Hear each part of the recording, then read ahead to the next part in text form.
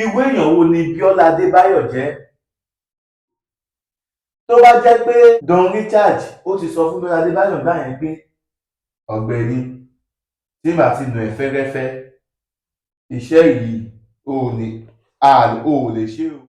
Ká ní Don Richard ò ṣe ohun tó ṣe ń gbà yẹn, Madam Ọlájùmọ̀kẹ́ George ó má gbẹ̀bùn ọkọ̀, ó gbẹ̀bùn mọ́tò àti àwọn èèyàn bẹ́ẹ̀ bẹ́ẹ̀ bẹ́ẹ̀ bẹ́ẹ̀ bẹ́ẹ̀ bẹ́ẹ̀ bẹ́ẹ̀ bẹ́ẹ̀ bẹ́ẹ̀ bẹ́ẹ̀. Ó mà ní agbára o. Torí ẹ̀ ni mo ṣe ń ṣe fídíò yìí. Kẹ́yin ọmọ Nàìjíríà kẹ́ bá mi pín káàkiri. Everyone, my name still remains Abiola Adekunle, and I'm here to inform you about Bayo Black TV show, your #1 channel for trending gist. Please subscribe and don't forget to turn on your notifications. Thank you. I love you. Èyí mà ga o.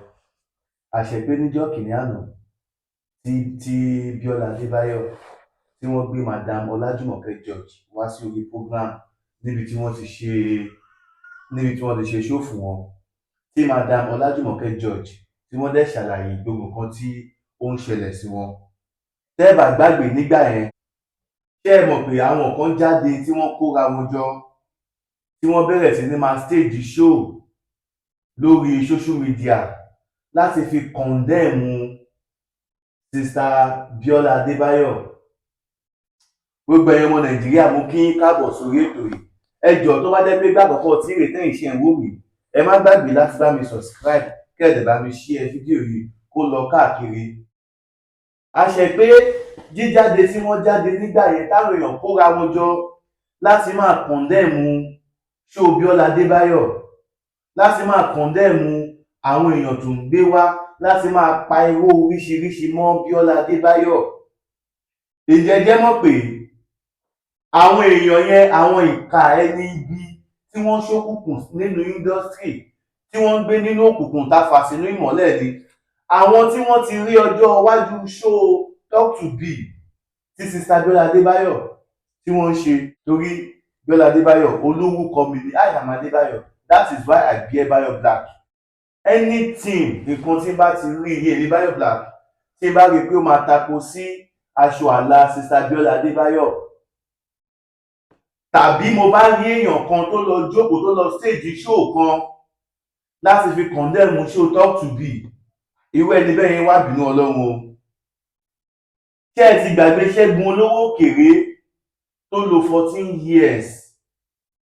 years ni bọ̀bọ́ yẹn lò nínú ẹ̀wọ̀n tí ò ní fọ́ṣẹ̀ tí ò mọ̀wé tí ò mẹsẹ̀, ó dẹ̀ lo 14 years nínú ètò Talk to Be yìí náà lọ́lọ́run ti bá wa tú sílẹ̀ o. Madam Ọlájùmọ̀kẹ́ George ó má gbẹ̀bùn ọkọ̀, ó gbẹ̀bùn mọ́tò àti àwọn èèyàn bẹ́ẹ̀ bẹ́ẹ̀ bẹ́ẹ̀ bẹ́ẹ̀ bẹ́ẹ̀ bẹ́ẹ̀ bẹ́ẹ̀ bẹ́ẹ̀ bẹ́ẹ̀ bẹ́ẹ̀. Ó ti wá dé orí Don Richard báyìí. Ẹ wo bí ẹyẹ èèyàn mi lórí títí Don Richard yìí ló wá jẹ́ kí n wá mọ pàtàkì nǹkan tó ń jẹ́ oore. Nǹkan tí mo ṣe rí, ẹ farabalẹ̀ tá a bá ń ṣe show, ẹ má máa wo beginning, ẹ wo from the beginning to the end kí nǹkan tá a fẹ́ mú jáde kó lè yé yín. Torí pé kí ni ọ̀rọ̀ ọlọ́rọ̀ báyìí, òun náà ni a máa ń ṣe àríkọ́gbọ́n.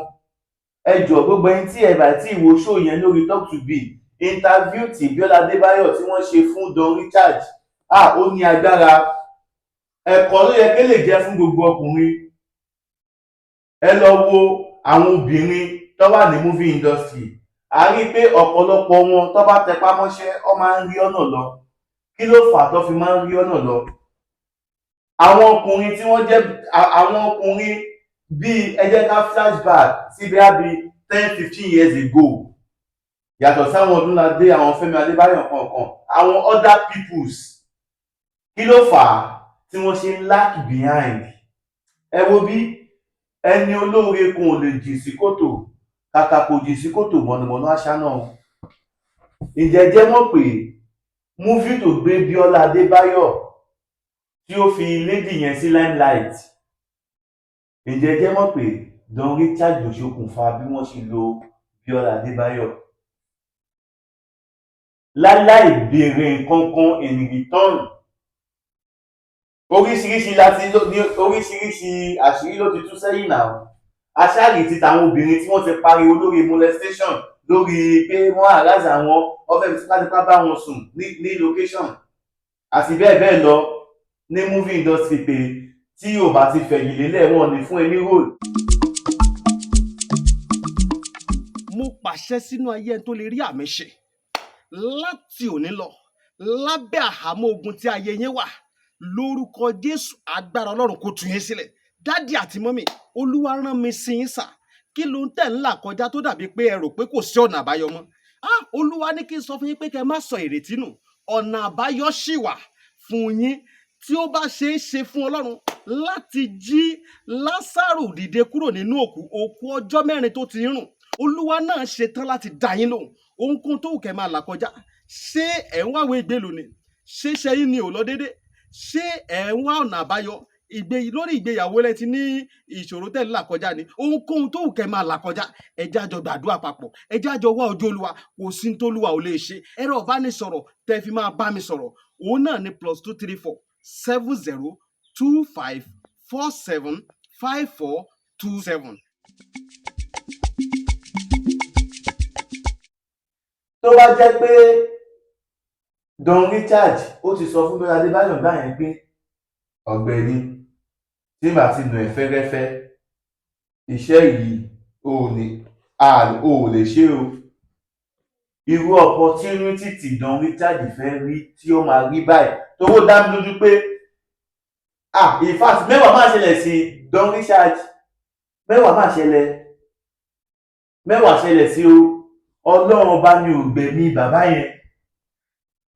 Ọlọ́run tó sọ wípé Don Richard máa kéré dáadáa tó ṣe, òun ni ò jẹ́ kí Don Richard ti bá gbogbo ìṣẹ̀lẹ̀ tó ṣẹlẹ̀ sí lọ.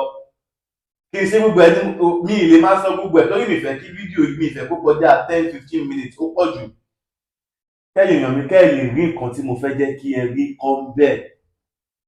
Bayo Black lórúkọ tèmi, mo kí gbogbo ojú tó wò mí. Mo kí yín, ojú tẹ fún wò mí ò ní fọ́, bẹ́ẹ̀ náà ni etí tẹ fi ń gbọ́ mi, etí náà níbi láṣẹ Elédùmarè. Ẹ bá mi share show yìí kó lọ káàkiri káwọn èèyàn kan lè rí ẹ̀kọ́ kan bẹ́ẹ̀. Ẹ imagine kí Don Richard kó ti sọ fún Bíọ́lá Adébáyọ̀ nígbà yẹn. Title movie yẹn ṣe é dẹ̀ pé eyín ọ̀kadì orí ọ̀kadì kékeré ti ẹ̀mọ́ tí title movie yẹn mọ́. Even nínú interview yẹn gan pàápàá Sister Bíọ́lá Adébáyọ̀ wọn ò deny ọ ní movie yẹn ló fi àwọn sí limelight. Gbogbo ìwọ ọkùnrin tó ń ṣoore fóbìnrin, kí nídìí tó ṣe ń ṣoore? Ṣé ò ń ṣe nítorí pé ò lè bá wọn sùn ni àbí nítorí pé o fẹ́ manifest nínú ayé wọn? Ẹ wo bí ìràwọ̀ Don Richard, ẹ wo bó ṣe tàn nígbà yẹn. Ta ló lè sọ wípé ṣé nínú ìgbà tí ìràwọ̀ Don Richard tàn tí wọ́n pè sọ́tún tó ń pè sósì, any crime scene Don Richard ni, any crime scene Don Richard ni, any thuggery scene Don Richard ni. Bó ṣe ń pè káàkiri gbogbo Nàìjíríà nìyẹn. Ká ní wọn wá ṣe dáadáa nígbà yẹn. Bíọ́lá Adébáyọ̀ ti wá san orí títí ẹ̀ báyìí o. Ó ti interview Don Richard o. Èmi náà ti san orí tèmi fún Don Richard torí nínú entertainment movie industry lára àwọn tó yẹ pé nígbà tí à ń dàgbà bọ̀ tá a máa ń wo fíìmù wọn, tá a máa ń like action pé this guy he get action, òun náà ni Don Richard.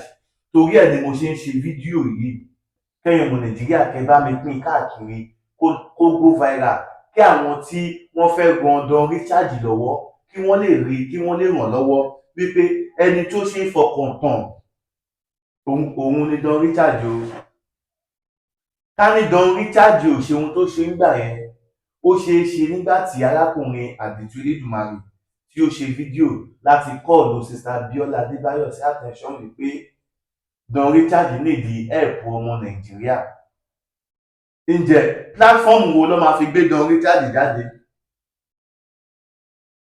Ká ní Bíọ́lá Adébáyọ̀ lọ ṣe nísìnyí, Ọlọ́run má jẹ́ kí olódodo kó kú sí ìkà.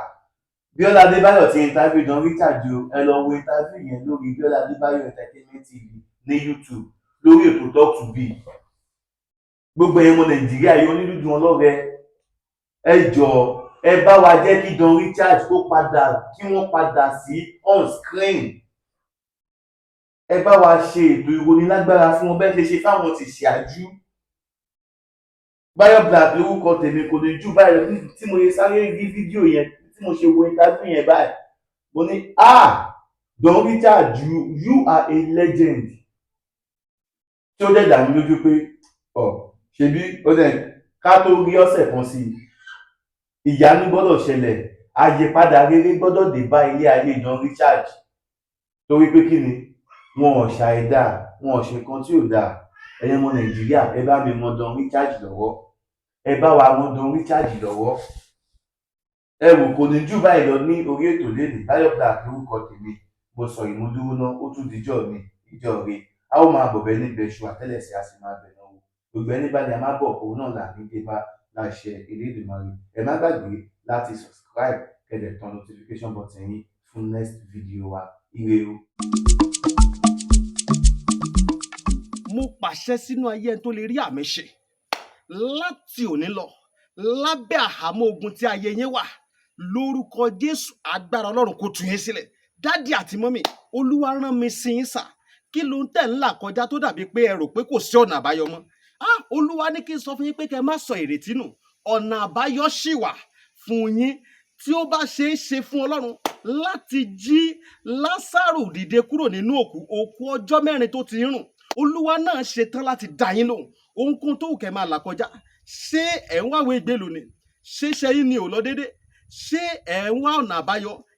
Lórí ìgbéyàwó lẹ ti ní ìṣòro tẹ́ ń là kọjá ni. Ohunkóhun tó wù kẹ́ máa là kọjá, ẹ jẹ́ á jọ gbàdúrà papọ̀. Ẹ jẹ́ á jọ wá ojú Olúwa. Kò sí ní t'Olúwa ò lè ṣe. Ẹ̀rọ ìbánisọ̀rọ̀ tẹ́ fi máa bá mi sọ̀rọ̀, òun náà ni +234 70 25 47 54 27.